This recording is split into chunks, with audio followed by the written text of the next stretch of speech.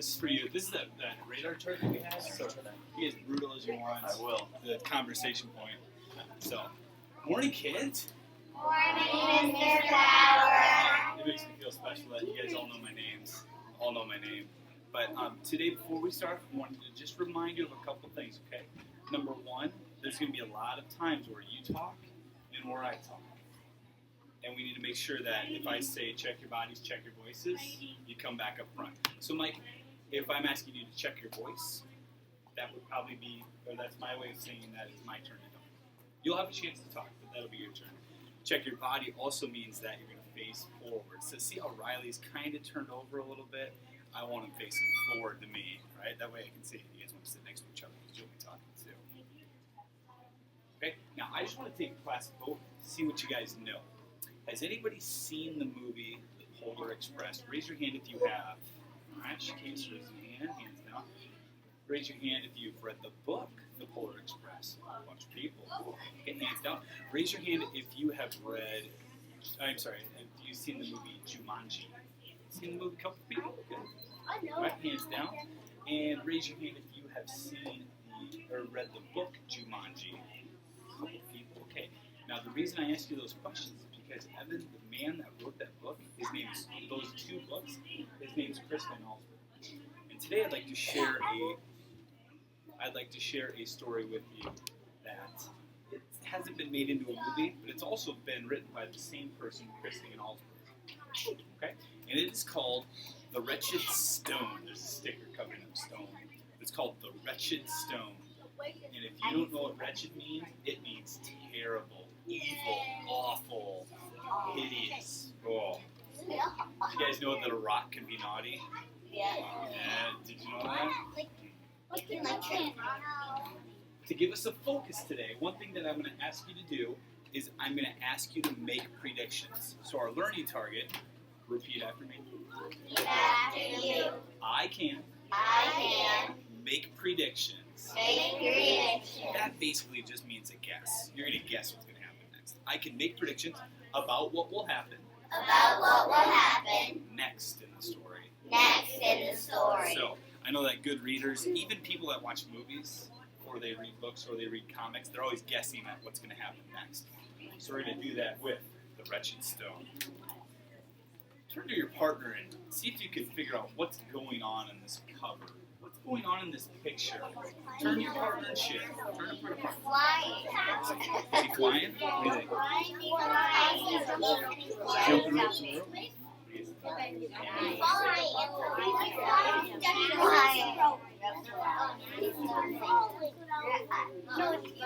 Alright, bring it up forward. Check your bodies, check your voices. Shakes is doing a great job. Thank you. Evan's ready to go. Thank you. Raise your hand if you said it looked like he was jumping around. Raise your hand if you thought he was swinging. A few people. Raise your hand if you said something like he was acting like a monkey. Nobody? Okay. Here it is. The Wretched Stone. Wretched means really bad. Here you see a picture of a boat. So I'm guessing that there's something to do with boats here. Now this is an unusual first page. It says excerpts from the log of the Rita Ann, Randall Ethan Hope, Captain. Basically what that means is that the captain was keeping a diary of a journal of all the things that happened, and the things in this story are part of his journal. Creeped out yet? Yeah. You will be. May 8th. We finished bringing supplies aboard early this morning. At midday, we left on the tide and found a fresh breeze just outside the harbor. You see, these boats, they have giant sails, and they need the wind to blow them from place to place. It is a good omen, or a good sign, a good feeling. It is a good omen that our voyage has begun with fair winds and a clear sky. No clouds. Must be pretty good weather. May 9th. That's the next day. May 9th. The first mate, who's kind of like the captain's special helper, the first mate, Mr. Howard, has brought together a fine crew. These men are not only good sailors, they are accomplished in other ways. And accomplished basically means they're good at other things. So we've been working on where we talked about making predictions. I'd like you to turn to your partner and come up with at least 3 things that you think these sailors are good at, including sailing. What are they good at? Ready? Go. What do you think they're good at? Not just sailing. What do you think? What are they good at? You guys talk it over, okay? I'll come back and check on it. What do you guys think? What are they going to be good at? But what else? Aside from sailing, what are they good at? Maybe jumping? Okay.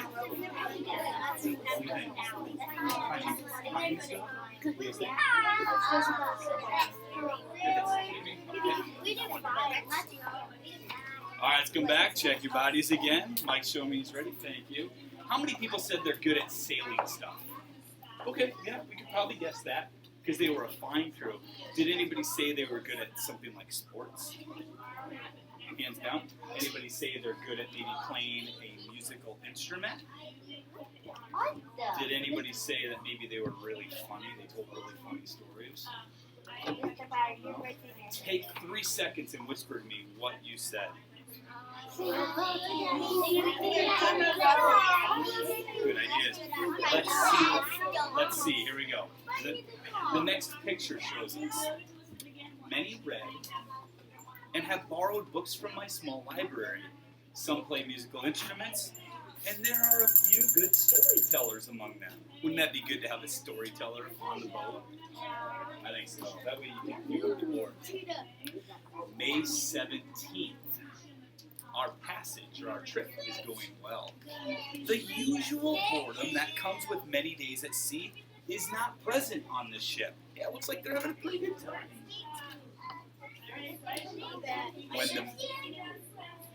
When the members of this clever crew are not on duty or they're not working, I find them singing and dancing or amusing each other with tales of past adventures. So they're telling stories, they're keeping everybody happy. It seems like it'd be a good boat that I'd want to work on. June 5th. Land ho! Slightly before sunset, I spotted an island. I have consulted my charts, which means he looked at his maps. I have consulted my charts, but do not see this island recorded. This is odd. Since ships have sailed through these waters for years, apparently they have missed this small place. We are low on water and would be happy to find fresh fruit growing here. Tomorrow, I will take some men ashore and look about. So they don't have a lot of water. They're probably getting pretty hungry for some fruit. They're going to make a stop on this mysterious island. Give me a thumbs up if you would stop at a mysterious island. Give me a thumbs down if you don't think you would. Let's see here. I'm seeing some people are like, no way, Mr. Cowder. No way. I don't know what. Well, here's a picture of the island. Ready? June 6th. I have just returned from the island. It is strange indeed. The vegetation is lush. Vegetation means plants, so there's plants all over. The vegetation is lush, but not a single plant bears fruit. The air has an odor, smell, that at first seems sweet and pleasant means good, then becomes an overpowering stink. I saw no sign of animal life, not even an insect. Interesting. Thumbs up, creepy island. Thumbs down. Yeah, I'm okay with it. Just staying okay. Check your voices, please.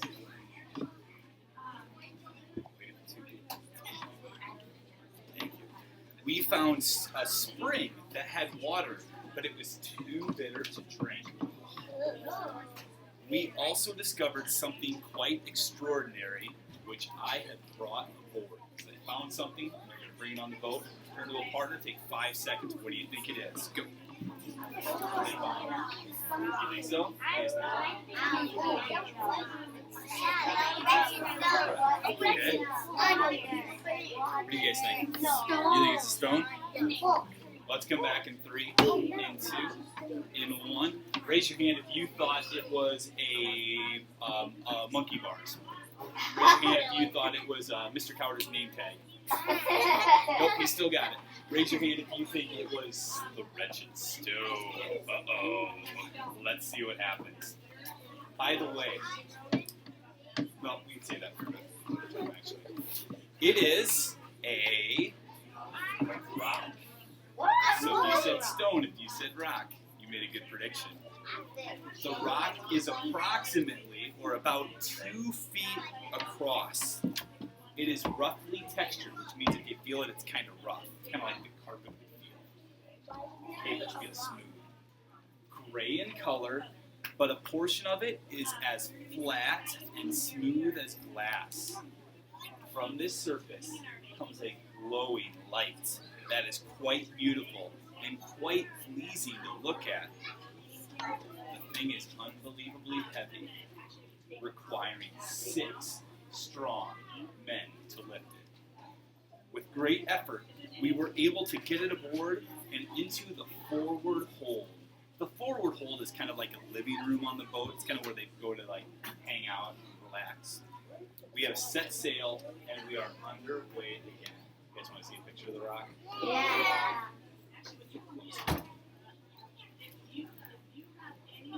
See it? No. There's something very interesting about this rock. This thing, that's part of the boat. That's part of the boat, actually. Here's the interesting thing. In this book, you have to use your imagination to figure out what that stone looks like. Remember that. Yeah, unfair, right? I'm guessing it's June 10th. That's all. The crew, so this is 4 days later. The crew.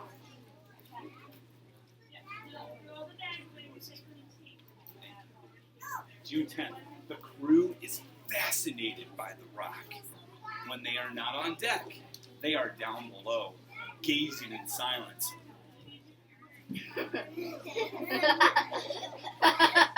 At the peculiar, which is strange or weird, kind of interesting, at the peculiar light it gives off, I miss the music and I miss the storytelling that had become part of our ship's life. The last few days have passed very slowly. The men, however, seem perfectly content.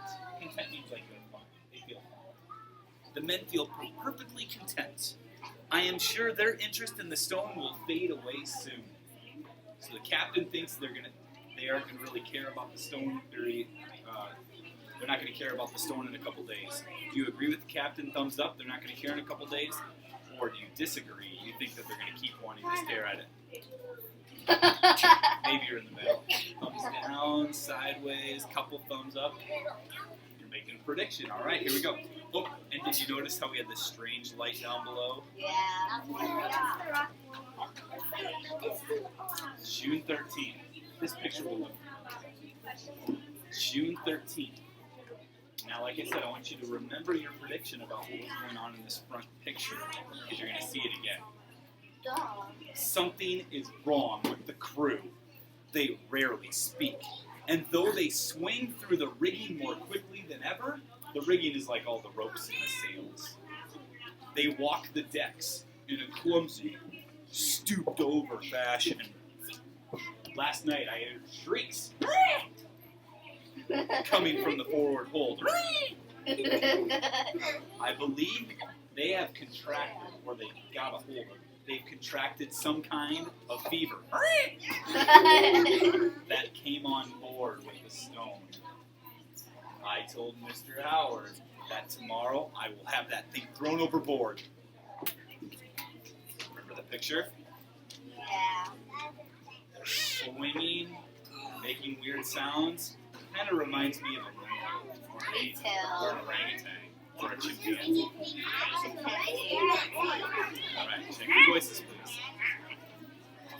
There you go. Waiting for 2 people still. Awesome. June 14th. This morning, I awoke to find the deck deserted. which means there is nobody, which means there is nobody working on the boat, which means how's the boat driving itself? The wheel was tied steady to a rope. You know, usually on a boat there's somebody driving it. Somebody had just tied it, so nobody had to drive it. I believe Mr. Howard, who spent some time around the rock, told the men about my plan to get rid of it. They have now locked themselves in the forward hold. They apparently believe that, in their feverish state, that I can sail this boat alone while they sit around that wretched stone. You guys think the captain can actually take care of the boat by himself? Thumbs up, thumbs down. What do you think? A lot of thumbs down. Ooh, I don't think I could. June 15th. Remember those clear skies that they had when they started? What's going to change? We are in grave danger. A powerful storm is headed this way. All morning long, the wind is growing steadily stronger. The sky is filled with dark clouds. I am unable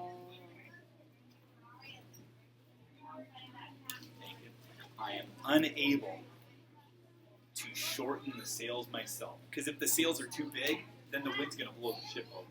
So we can't do it by himself. With this much canvas up, we will surely be blown over and sink when the full force of the storm arrives. I am going forward again to try to get the crew to work. Our life depends on it. All the while, they're just doing this.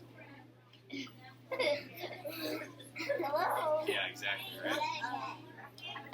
This is, I am sure, my last entry. Because he's writing in the journal, he thinks this is the last time he'll write it. What I have just seen is so horrible, I barely have the strength to write it down.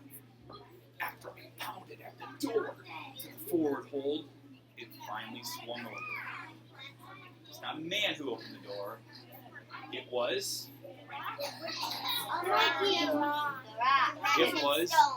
an ape. The whole crew had turned into hairy beasts. They just sat there, grinning at that terrible rock. They don't understand a word I say. We are doomed. They were staring at that rock. June 16th. Ready, David? June 16th. The storm has passed. The Rita Ann is still afloat, but both masts and rudder are lost. The stone has gone dark. We were struck by lightning twice during the storm. I believe that was the cause. Unfortunately, the crew is still unchanged. They are still beasts, but seem sad and lost without the glowing rock. I have moved them back to their quarters. We have food for 2 weeks. I am hopeful for a rescue. June 19th. I have made an encouraging discovery. I am playing the violin and reading to my crew. It is having a positive effect. They are walking upright and have an alert look in their eyes. So instead of like this, they look like this. June 24th, I was in the forward hold today. A dull glow was coming from the stone. I covered it and will keep it in the compartment locked. That captain doesn't want anybody around that stone, does he? June 28th. I am happy to report that the men have returned to normal. It seems that those who knew how to read recovered more quickly. June 30th. We are saved. A ship has been spotted off our starboard side. I have decided to scuttle the Rita Ann. I'll tell you what that means in just a second. There is only one place for the Wretched Stone. Before we abandon the ship, which means everybody gets off, I will set a fire that will send this vessel and her cargo to the bottom of the sea. So So they're going to scuttle. And he's basically going to burn the boat, and the boat's going to go down. So here's the new boat that he's on. He got saved. The other boat's on fire. They don't want anybody to find that rock again. June 12th. Our rescuers have left us in the harbor town of Santa Ponga. One by one, the crew should be able to sign on to ships passing through and work their way home. We have made an agreement not to talk about the strange events that took place aboard the Rita Ann. The men appear to have recovered completely, though some show an unnatural appetite for the fruit that is available here. What kind of fruit do you think they really like eating? Banana. It's bananas. Because they turn into monkeys. Right? Now, Mr. Carter, there's a lot of talking points about it. I know we're short, so I'm just going to leave you guys with one. Think about your house, your apartment, or wherever you live. You might have something that's about this big. It's pretty heavy to lift. One side of it is very, very smooth, and there's a glow from it. Blurt out if you think you know what it is. A stone. A stone. It's something you have at your house. Glass. A couch. Blurt out. Or maybe a flashlight, not a flashlight. It's about this big, flat on one side. A bike. Blurt it out. Blurt it out. A TV. What happened to those men that were so good at so many other things when they started doing this? Watching TV. Did they kind of forget about all the other great things they could do? Yeah. Yeah, and they kind of turned into monkeys, right? Now, you're not going to turn into monkeys from watching TV, but I think about this, and I like reading this right before the summer But when they do this, because I have a 5-year-old, and sometimes she goes, "Daddy, can I watch TV?" And I said, "Let's think about all the other things we could do first." Well, I don't want that. So, be careful how much TV you want. You're not going to turn into a monkey, but I know you guys are great at so many other things. We want to make sure that you have a chance to do those too. Alright, I know we're pushing time, so I actually go ahead. Second grade, we should probably tell us about our flight. Thank you. thank you. I'm great at the TV. That was great. In second grade, we did fly guys flying up to our gym. I go like what? I know that. Hope to be second today. I was second. Countdown is starting. Because I know you're the fastest one in class. Three,